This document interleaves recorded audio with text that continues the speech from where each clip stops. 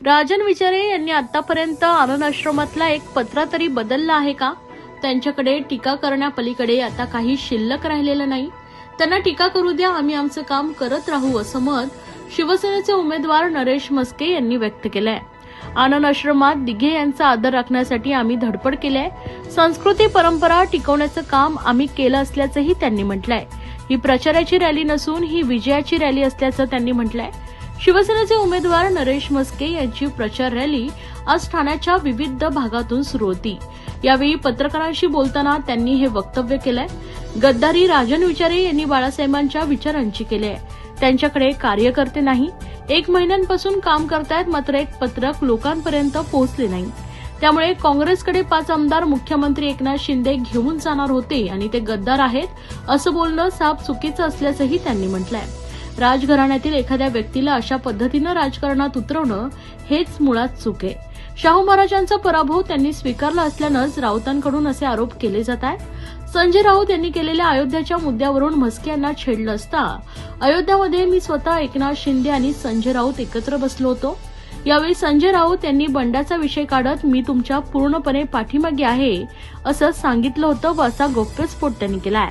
दरम्यान म्हस्के यांची प्रचार रॅली ठाण्यातील मीनाताई ठाकरे चौक, केसल मिल नाका, आदर्श नगर, कोलबाड रोड, उथळसर, दादा पाटीलवाडी, टेकडी बंगला, चंदनवाडी शाखा या आदी भागातून फिरली. यावेळी नागरिकांचा उत्स्फूर्त असा प्रतिसाद पाहायला मिळाला.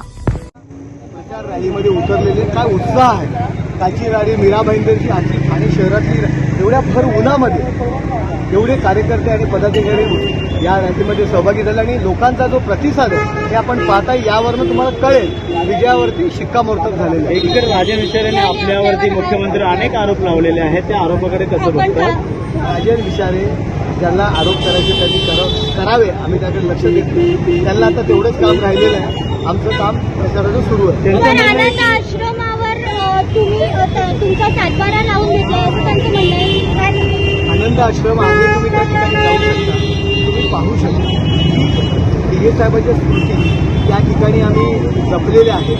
त्या ठिकाणून दिघे साहेबांची सर्व कामं, जी परंपरा आहे, जी संस्कृती आहे, जी दिघे साहेब करते ते केली जातात. त्या ठिकाणाहून लोकांचे अडीअडचणी प्रश्न सोडवले जातात.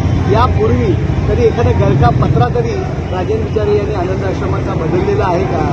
पावसाळ्यामध्ये जर छत गळत असेल तर साधा पत्राचा पत्रा तरी राजन विचारेंनी बदललेला आहे का? राजन विचारेंनी आमच्यावर अशा काही टीका करू नये, त्यांनी आम्ही त्याकडे लक्ष देतो. 2013ला मुख्यमंत्री 5 काँग्रेसचे घेऊन जाणार होते, पळून जाणार होते, तेव्हापासूनच हे कुठेतरी गद्दार असं देखील त्यांनी संभवलं. आता गद्दारी ही राजन विचारे यांनी केली आहे. शिवसेना प्रमुख माननीय बाळासाहेब ठाकरे यांच्याशी गद्दारी केलेली आहे, हिंदुत्वाची गद्दारी केलेली आहे आणि या कार्यकर्त्यांनी अहोरात्र कष्ट केले. त्या ठाण्यात त्यांच्याशी केलेली त्यांची परिस्थिती काय आहे हे आपण पाहत आहे. त्यांच्या रॅलीमध्ये जा, मग तुम्हाला कळेल. आज त्यांच्याकडे कार्यकर्ते सुद्धा मिळत नाहीये. आज 1 महिन्यापासून प्रचार करताय. त्यांच्या आधी पत्रकं गेलेले नाही ठाण्यामध्ये. उमेदवारी जाहीर झाल्यानंतर दुसऱ्या दिवशी सर्व घरांमध्ये आमचे कार्यकर्ते पोहोचलेले आहेत. राजन विचारे आमच्यामध्ये हा फरक केलेला आहे. संजय राऊत अनेक आरोप केले. संजय राऊतांच्या सभेला माणसं किती होती जरा पहा, ते दाखवा जर. त्यांनी असा आरोप केला की शाहू महाराजांना पाडण्यासाठी 100 कोटी रुपये वाटले गेले मुख्यमंत्र्यांनी. म्हणजे त्यांनी शाहू महाराजांचा पराभव हा स्वीकारला आहे का?